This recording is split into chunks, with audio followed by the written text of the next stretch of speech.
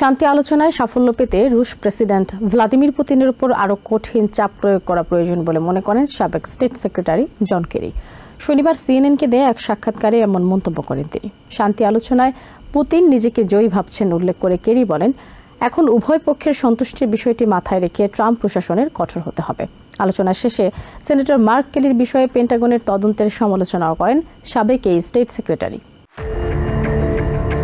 Russia Ukraine যুদ্ধ, Kremlin ওয়াশিংটনের কূটনীতি এবং ওবামা প্রশাসনের অতীত কৌশল নিয়ে শনিবার সিএনএনের সাথে খোলামেলা আলোচনা করেন সাবেক secretary of state John Kerry. এ সময় ট্রাম্প প্রশাসনের কথিত ইউক্রেন শান্তি পরিকল্পনা নিয়ে উদ্বেগ প্রকাশ করে তিনি বলেন, প্রশাসন যেভাবে আগাচ্ছে তা কূটনীতি শুরু করার খুব ভালো কোনো উপায় নয়। তিনি জোর দিয়ে বলেন, শান্তি চুক্তি আলোচনায় কখনোই দুই পক্ষ একসাথে জিততে পারে না, তাই এমন একটি সমাধান খুঁজে বের করা উচিত যাতে সব পক্ষই সন্তুষ্ট হতে পারে।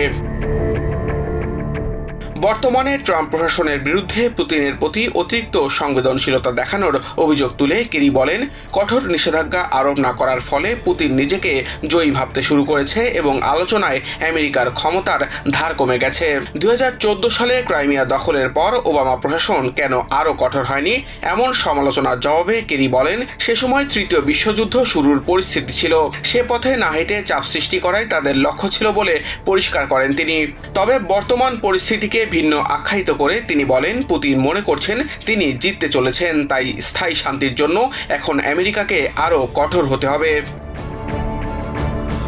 সবশেষে সেনেটর মার্ক কেলির বিরুদ্ধে পেন্টাগনের তদন্তের সমালোচনা করে জন কেরি বলেন, সম্মানিত সামরিক কর্মকর্তাদের বিরুদ্ধে সামরিক আদালত বা দেশদ্রোহিতার হুমকি দেওয়া দেশের জন্য খুবই দুঃখজনক।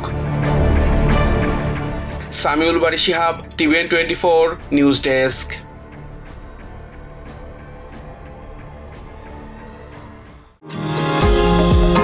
নিউ ইয়র্ক থেকে সম্প্রচারিত TVN 24 টেলিভিশন বিশ্বজুড়ে বাঙালির কণ্ঠস্বর।